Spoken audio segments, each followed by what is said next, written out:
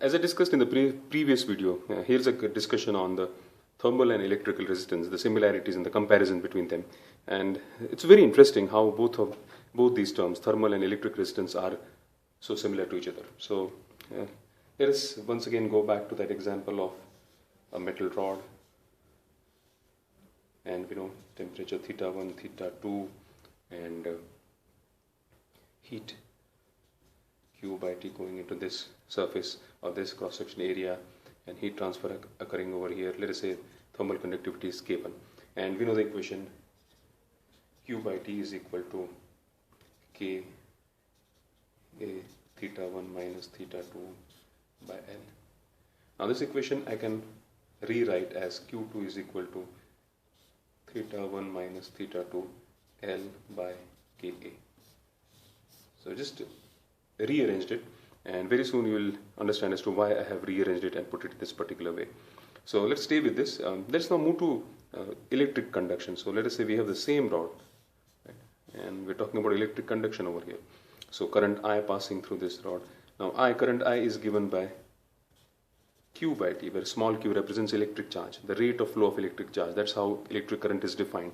So you get this Q by T.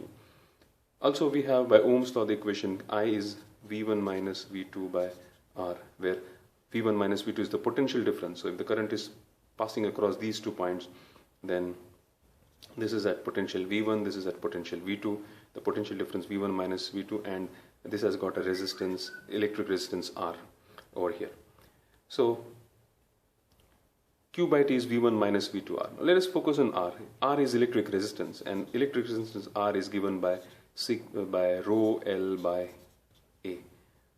Resistance is directly proportional to length of this rod, is inversely proportional to the cross-section area, and rho here is electrical or electric resistivity of that particular material.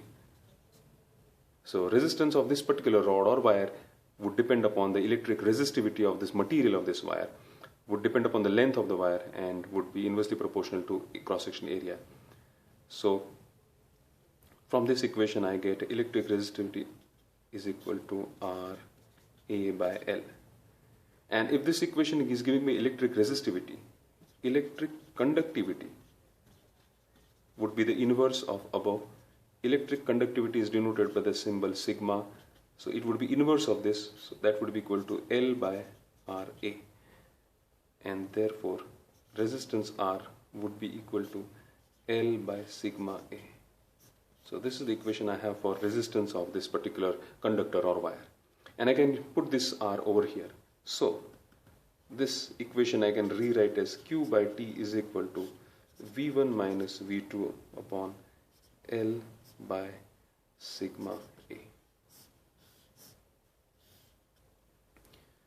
And now you can see the similarities between these two equations. This is for electric conduction, and this is for thermal conduction or heat conduction. So this is the rate of heat transfer, this is the rate of flow of charge, which is electric current, and this Q by T is known as thermal current. This is thermal current, because it is the rate at which heat is moving. So this is thermal current, this is electric current. θ1 minus θ2 is the temperature gradient, which helps the heat to pass through. Just because these two surfaces are at different temperatures, it is possible for heat to flow from this end to the other end.